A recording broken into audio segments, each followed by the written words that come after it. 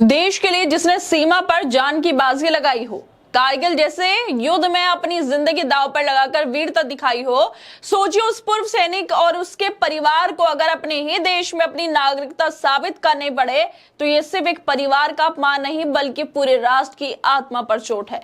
महाराष्ट्र के पुणे में कारगिल युद्ध के पूर्व सैनिक हकीमुद्दीन शेख के घर कुछ लोग देर रात पहुंचे, जिन्होंने दस्तावेज दिखाने की मांग की। जब परिवार ने आधार और बाकी पहचान पत्र दिखाए तो उन्हें यह कहकर खारिज कर दिया गया कि ये फर्जी है। इतना ही नहीं, परिवार का आरोप है कि उन लोगों ने उन्हें बांग्लादेशी और रोहिंग्या कहने की भी बात कह डाली और पुलिस इस पूरी घटना में सिर्फ मूक दर्शक बनी रही।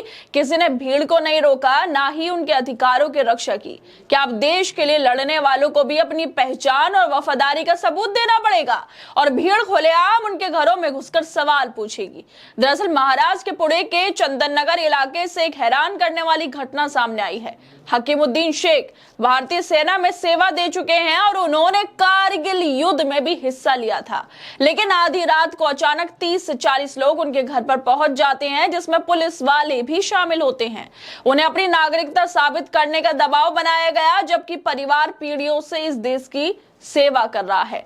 इसके बावजूद उनसे जबरदस्ती दस्तावेज मांगे गए, उनके घर में घुस गए। जब उन्होंने आधार कार्ड दिखा दिया तो उन्होंने आधार कार्ड को फर्जी बता दिया। परिवार का आरोप है कि दस्तावेज ना दिखाने की बात कहने पर उन्हें बांग्लादेशी या रोहिंग्या घुसपैठी घोषित करने की धमकी तक दी गई। उन्हें रात 12 बजे पुलिस थाने ले जाया गया और सुबह 3 बजे तक बैठा कर रखा गया। इस दौरान उन्हें मानसिक तौर से प्रताड़ित किया गया और अपमानजनक व्यवहार का सामना भी उन्हें करना पड़ा। हकीमुद्दीन शेख के भाई इरशाद शेख ने बताया कि उन लोगों ने उनकी बात नहीं सुनी और उन्हें बांग्लादेशी बताने लगे। उन लोगों ने जय श्री राम के नारे लगाए और उनके परिजनों को पुलिस स्टेशन चलने को कह डाला। उनके साथ मौजूद 2 लोगों ने खुद को पुलिसकर्मी बताया। दोनों ने सादे कपड़े पहने हुए थे। हम चंदन नगर पुलिस थाने गए तो वहां महिला इंस्पेक्टर ने हमारे दस्तावेजों की जांच की और हमें इंतजार करने को कहा। 2 घंटे इंतजार करने के बाद हमें अगले दिन फिर से आने को कहा गया और घर भेज दिया गया। शेख ने आगे दावा किया कि पुलिसकर्मियों ने यह भी कहा कि अगर वो अगले दिन पुलिस थाने नहीं आए तो उन्हें बांग्लादेशी नागरिक घोषित कर दिया जाएगा। इरशाद शेख अगले दिन भी पुलिस थाने गए तो पुलिस ने उन्हें इस मुद्दे पर चुप रहने की सलाह दी और शिकायत ना करने को कहा। पुलिस ने मामले को रफा दफा करने के लिए दबाव बनाने की भी कोशिश की। ये हाल है पुलिस का।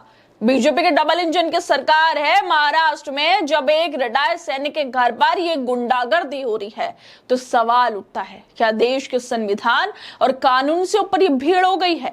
देश की सेवा करने वाले परिवार को नागरिकता साबित करने के लिए मजबूर करना कितना शर्मनाक है। और पुलिस वाले कह रहे हैं कि इस मामले पर चुप रहे, रफा दफा करने की बात कह रहे हैं। जिस तरह से हकीमुद्दीन के परिवार वाले ये आरोप लगा रहे हैं, जिस तरह से घटना सामने आई है, उसको लेकर पत्रकार राना यूब भी ट्वीट कर रही हैं। वो इस घटना के बारे में जानकारी देते हुए लिखती हैं कि कारगिल युद्ध में लड़े सैनिक हकीमुद्दीन शेख के परिवार ने आरोप लगाया कि उनके घर भीड़ आई, दस्तावेज मांगे और पुलिस स्टेशन ले जाया गया।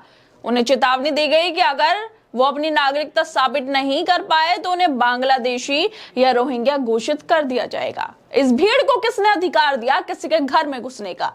क्या मुसलमान होने की वजह से कागज मांगे गए? ये भीड़ नारे लगाते हुए किसी नागरिक के घर में रात के सन्नाटे में घुस गई, क्या इसलिए क्योंकि वो परिवार मुसलमान था?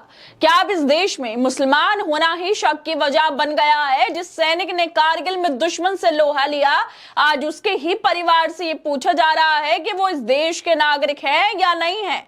क्या ये वही भारत है जहां हर धर्म, जाति और हर नागरिक को बराबरी का अधिकार मिला हुआ है?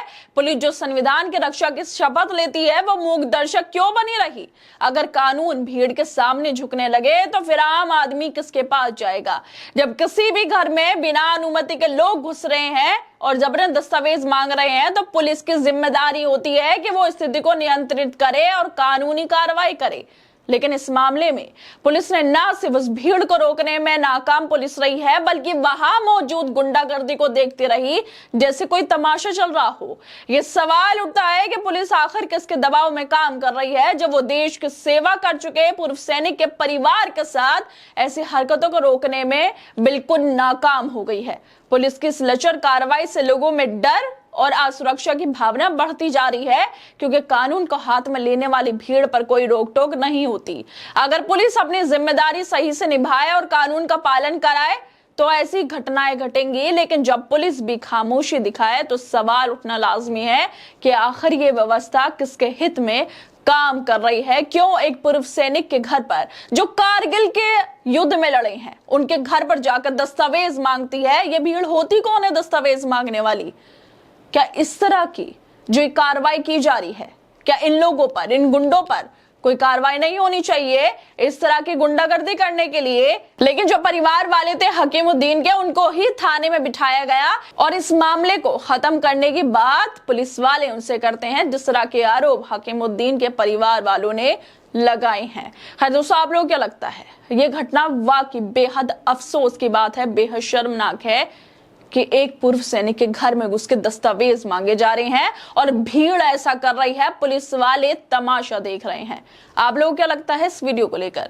हमें अपनी राय जरूर दें और बाकी तमाम खबरों को देखने के लिए जुड़े रहिए हमारे साथ।